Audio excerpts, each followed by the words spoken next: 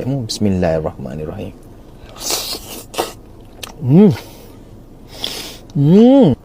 Oh. Sedap mul dek. Dia tak mani-mano, lembut. Tengok. Nitik coklat dia. Patut wera-wera pun sedap sungguh. Tu. Tengok jadi dia.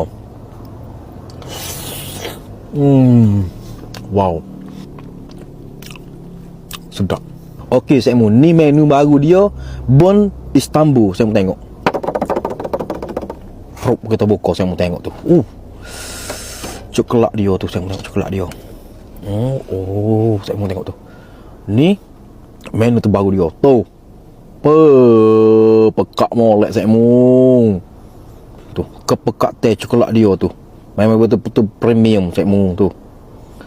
Tengok harga dia. Lembut mana.